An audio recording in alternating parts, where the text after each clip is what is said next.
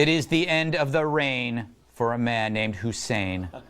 The melodrama over Mr. Obama, as the president leaves office in under a week, has reached a fever pitch, and the left can't hold itself together.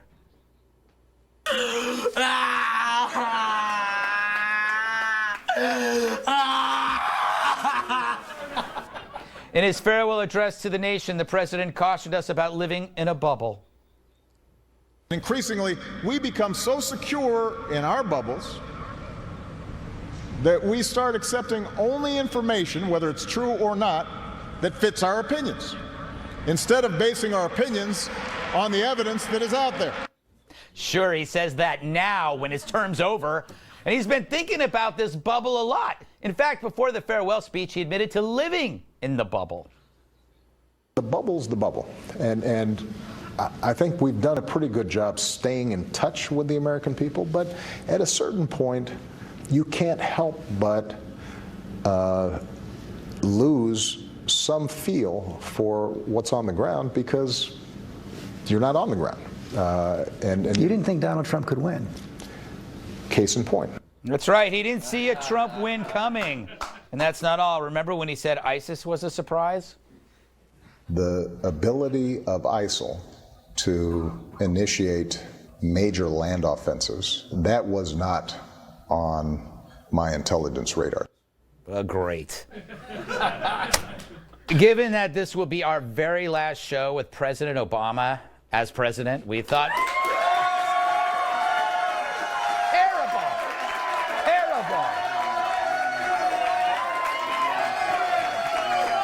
The most applause ever in this studio. Anyway, we thought we'd pay a tribute to him with what we believe are President Obama's greatest moments.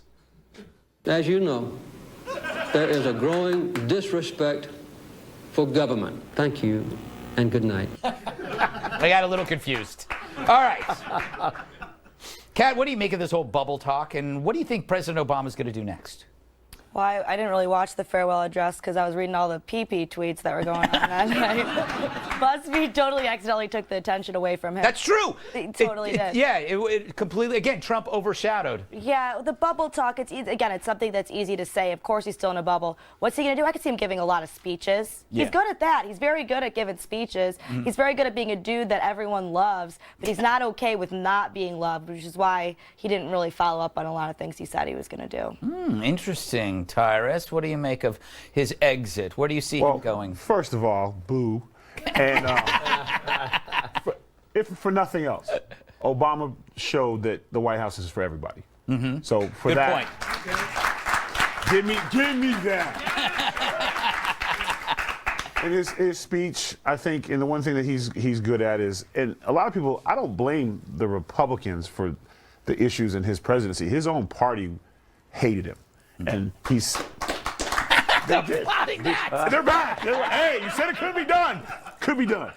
But his own party undermined him constantly, and I think they were jealous, and they didn't have... And the fact that he was stuck working with Hillary, why would you let... The one thing Donald Trump does very well, all the guys he fought with don't work for him.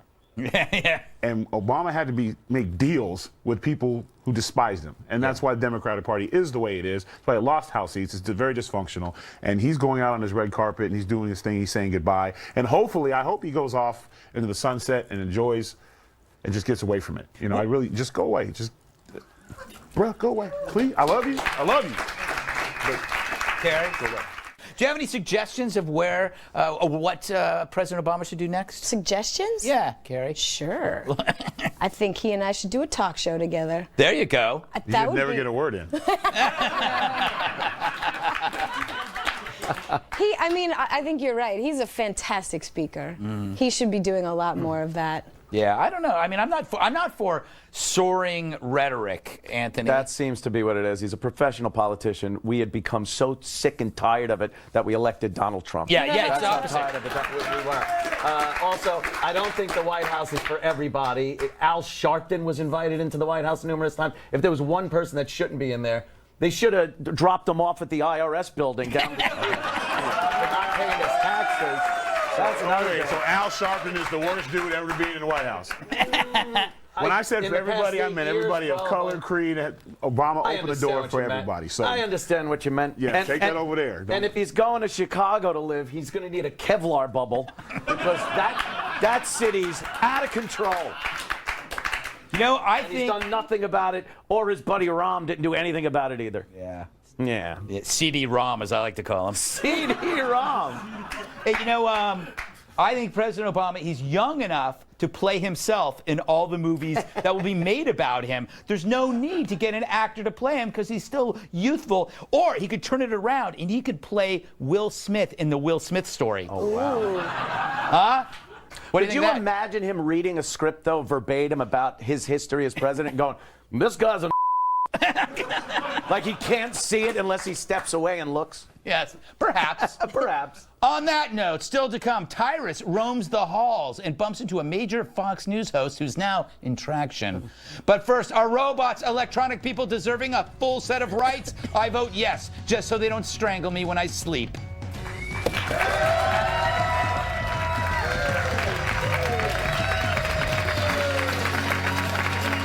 If you'll be in the New York area and would like to be part of our studio audience, email Greg Tix at foxnews.com.